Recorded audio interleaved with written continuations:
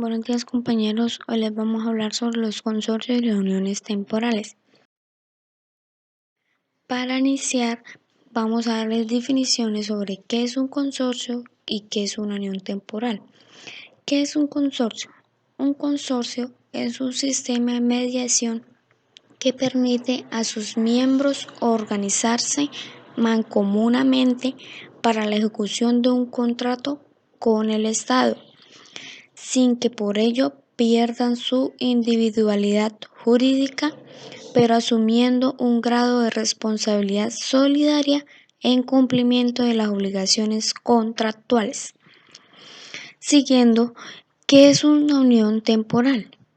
Una unión temporal es un acuerdo donde dos o más personas presentan una propuesta para la ejecución de un contrato, respondiendo solidariamente por incumplimiento total de la propuesta y del contrato. Ahora, ¿qué es un consorcio y una unión temporal?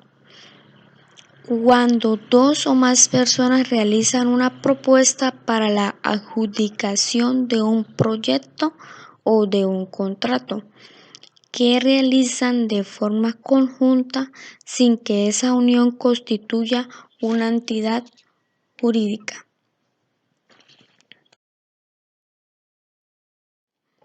Características de los consorcios y las uniones temporales. Deben tramitar su RUT y obtener su NIT. Deben presentar la declaración de IVA.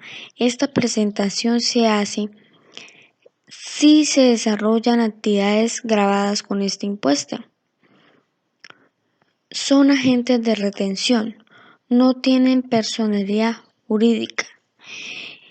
Esta característica de personalidad jurídica tenemos que tener claro qué significa personalidad jurídica. Personalidad jurídica dice que es un individuo con derechos y obligaciones que existen, pero no como persona física. Siguiendo con las características, dice que la vigencia es la misma del contrato que van a desarrollar. O sea, la vigencia entre un consorcio y una unión temporal solo es mientras ejecutan o desarrollan el contrato. Deben asignar un representante legal.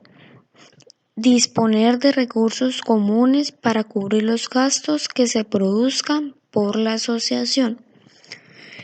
También una diferencia entre el consorcio y la unión temporal, una diferencia principal es que el consorcio frente a una sanción afectará a todos los miembros por igual. En cambio, las uniones temporales solo afectará al miembro o a los miembros incurridos en la sanción.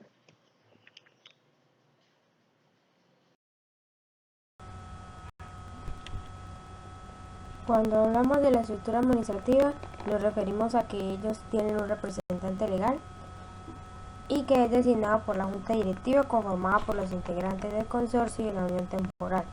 El representante legal tiene unas funciones, las cuales son realizar la planeación estratégica de todas las actividades que se realizan dentro de la unión temporal o consorcio, representar a la unión temporal o consorcio ante el Estado y otras entidades, convocar a las reuniones para discutir, analizar y tomar decisiones frente a los procesos y situaciones que se desarrollan dentro del proyecto, planificar y organizar una eficiente y transparente utilización de los recursos de la unión temporal o consorcio, cumplir y hacer cumplir las normas disciplinarias y demás reglamentos establecidos, dar aprobación final a las solicitudes de compra y contrataciones según el presupuesto asignado, responder ante las autoridades legales competentes cuando se requiera.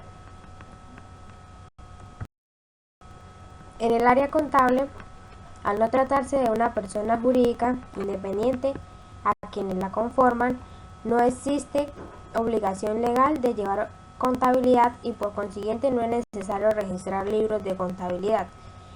No obstante, para efectos de control y de apoyo en la toma de decisiones económicas y financieras, para facilitar el cumplimiento de las obligaciones tributarias, lo ideal es que el consorcio y la unión temporal lleven su contabilidad en la que de forma independiente registren las operaciones propias del negocio desarrollado.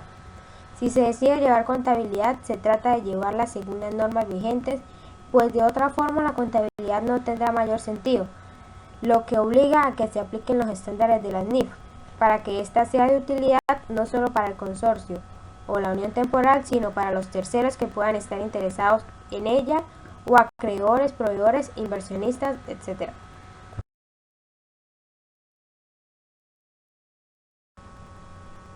Los consorcios y uniones temporales pueden asimilarse al concepto de acuerdo a conjunto de las normas internacionales de información financiera. Para que un acuerdo conjunto exista, siempre se requerirá la existencia de un acuerdo contractual y la decisión de las partes de compartir el control. Los acuerdos conjuntos, según las normas aplicables para el Grupo 1 NIF 11, acuerdos y conjuntos, pueden adoptar la forma de negocios conjuntos u operaciones conjuntas. Los negocios conjuntos se pueden definir como acuerdos conjuntos mediante los cuales las partes tienen control conjunto y tienen derecho a los activos netos del acuerdo. En este caso, los partícipes del negocio conjunto deberán contabilizar los aportes realizados como una inversión. Por el contrario, las operaciones conjuntas son acuerdos conjuntos mediante los cuales las partes que tienen control conjunto tienen derecho a los activos y obligaciones con respecto a los pasivos relacionados con el acuerdo NIF 11. En este caso, los partícipes no reconocen su participación como una inversión, sino que registran sus activos, pasivos, ingresos o gastos o su parte de los activos, pasivos, ingresos o gastos mantenidos conjuntamente. En el caso del grupo 2, los principios para su contabilización están contenidos en la sección 15 de la NIF para pymes, la cual forma parte del marco técnico del decreto 3022 del 2013. En este caso, los negocios conjuntos son referidos como entidades controladas conjuntamente.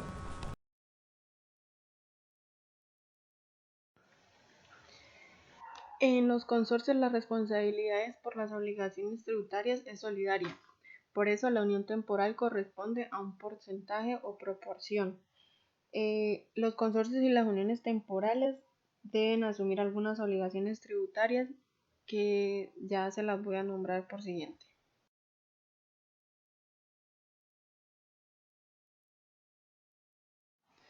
A continuación tenemos las obligaciones tributarias o consideraciones tributarias que los consorcios o uniones temporales tienen por obligación asumir. Tenemos el impuesto a la renta, que según el artículo 18 del Estatuto Tributario modificado en la Ley 223 de 1995, artículo 61, es una ley o decreto por concepto. La retención en la fuente. Según el artículo 368 del Estatuto Tributario modificado en la Ley 488 en el artículo 115, nos dice que todos los consorcios o uniones temporales se constituyen como persona jurídica independiente de sus miembros y por lo tanto son sujetos del impuesto a la renta. Pero sus miembros sí lo son individualmente, por lo tanto produce la retención en la fuente sobre los pagos o los ingresos que según reciban.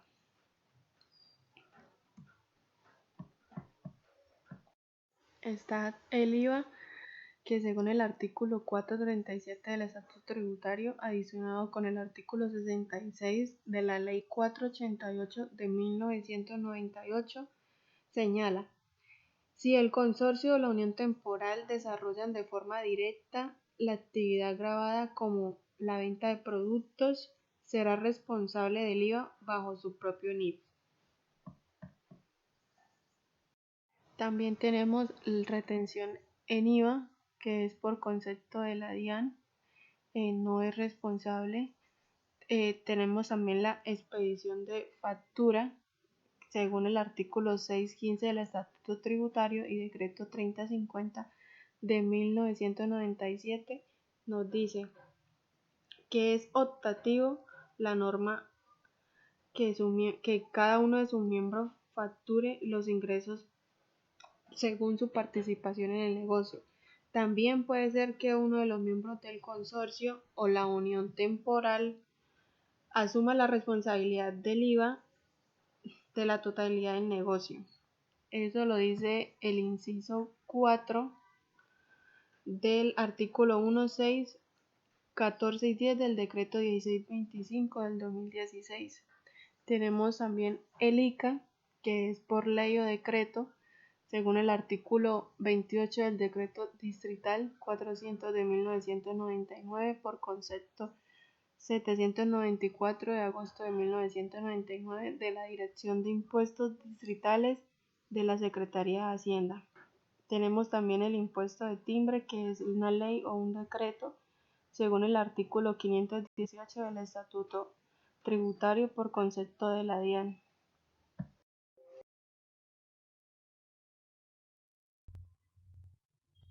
Liquidación. Lo indica el artículo 112 del decreto 2649 de 1993, teniendo en cuenta los siguientes pasos.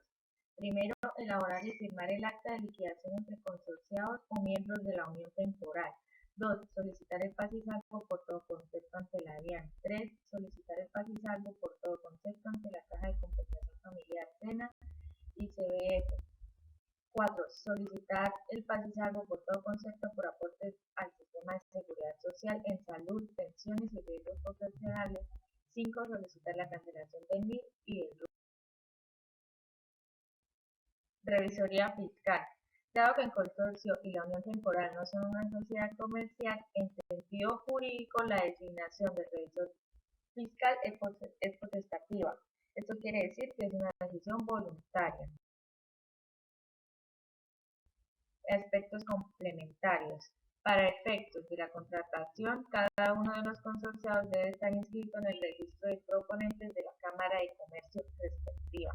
Los organismos de inspección, vigilancia o control pueden exigir información para satisfacer las necesidades específicas en relación con los consorcios o uniones temporales que constituyan entidades sujetas a su inspección, vigilancia o control.